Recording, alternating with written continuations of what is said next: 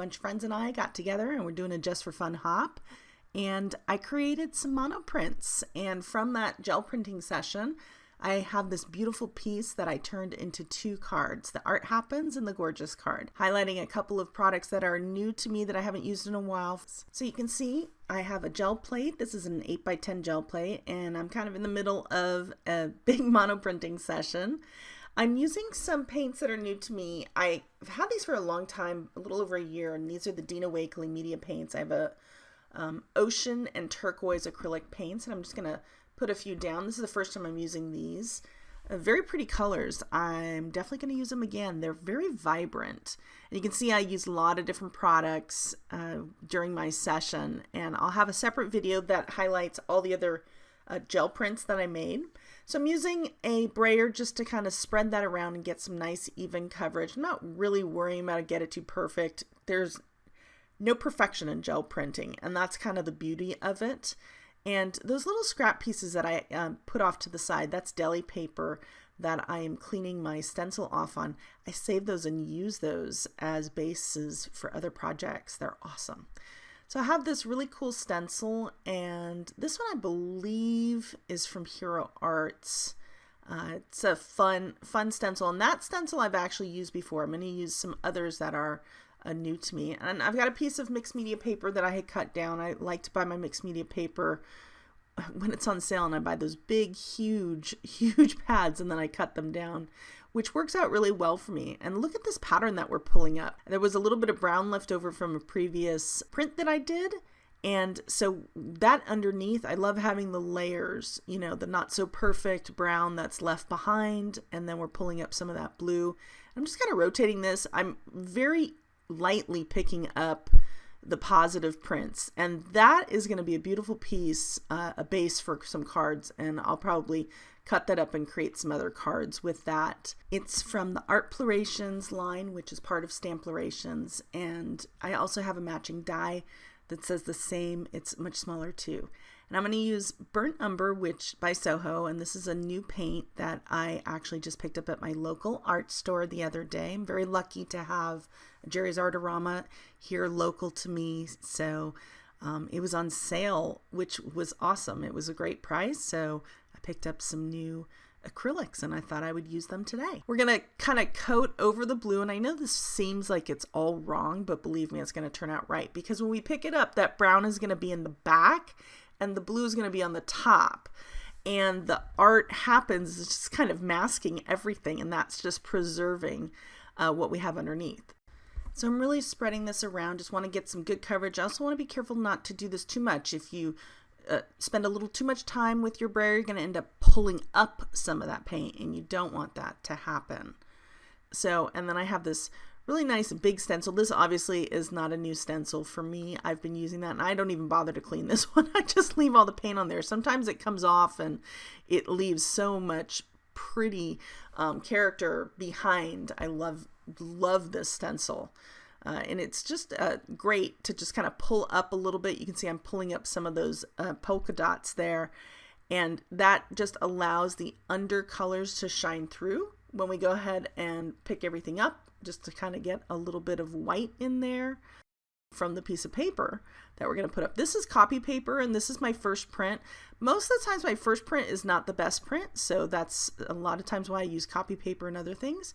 We're going to pull that mask off, and now we're going to, and look at all that blue transferred to that. That mask was so beautiful by the end of the day. It was gorgeous.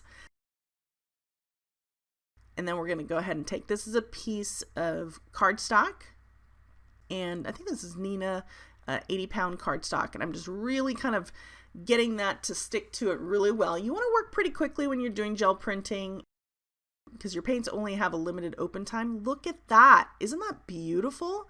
And you can see how the colors are a little bit more preserved where the mask was. We don't have any brown there, and that's why it's kind of popping and standing out. So here are all the different prints that I had from my session. I think I ended up with like 37 or something, and a lot. There was a lot going on. I had a lot of fun. And we cut them down. Now I have this rather large card, the Art Happens. It's not quite 8 inches wide, and there's the mask, which we're going to tape down with some purple tape just to kind of hold in place. And I'm going to use I'm going to use a brown Pitt pen and a white Posca paint pen to just kind of outline it. You know, I didn't really have to do this. I probably could have left it, but I kind of wanted that to stand out a little bit more in an artsy kind of way. I wanted it to be a little sloppy and not so perfect because monoprinting is not perfect. And I'm going to speed up a lot of this video, and I hope that's okay for you. So right now you see how it's outlined in the brown Pitt pen by Faber-Castell, and that actually looks pretty good, but at the time I wanted to look a little bit, like I said, a little sloppier. So we're going to take the Posca paint pen, and this was actually a new product to me today. I had just opened it up and just really going to kind of outline this, and I'm going to really speed through this super quick in a second and just really kind of outline the entire word. And then afterward, once I was done, I actually went back and outlined it a little bit more without the mask being there, and that gave it a little bit more of a not so perfect look, which was really kind of what I was going for. I just wanted this to be reflective of the gel printing session, which is completely not perfect. There's no perfection in that, even though I try sometimes. But I found that when I don't try, that's when the magic happens. I love this actual mask. Art happens. It's such a great, sentiment, and I was very happy to actually use this. This turned out really wonderful. And then from here, stay tuned because at the end of the video, I'm putting together the other card. I ended up with 2 projects, and I still have some scrap pieces left over that I can use on other projects as well. And you can kind of see I had cut down some more pieces there off to the right to create some cards. I love, gel printing and creating monoprints. You can create so much so quickly, and I created a lot of pages in my art journal as well. You can see I just kind of added some little detailing to the edges there. And now we're going to put the whole card together using some mixed media glue just to place that down onto a card base that I had already pre-scored. And I like to use a bone folder just to kind of really get that to grab on, and look at that. Isn't it great? And then here is the other piece. I'm using this just as a panel and just going to leave a little white to the right and left. Same thing, using the mixed media glue to put that down. I left this 5.5 inches tall and ended up trimming up the bottom of my card a little bit.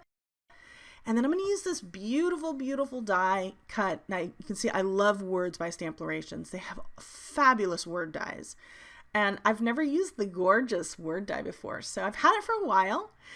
Just never used it, and I stamped the word you, and I think that was from a honeybee stamp set that I had also never used before. I used a lot of new products on these projects. Just popping that down, I ended up going over it with a sparkle pen by Spectrum Noir, and it's so sparkly. It doesn't show in the pictures, but you're going to have to trust me. It's beautiful. Like I said, I'm going to have another video that showcases, it's going to be a sped up video, a time-lapse video, where you see my entire gel printing session. I created I think like 8 pages in my art journal, as well as like 35 pieces. It was insane. I created so much goodness here, and I just love these cards. Check out the section below for all the links for the products, as well as to the hop. See you next time. Bye-bye.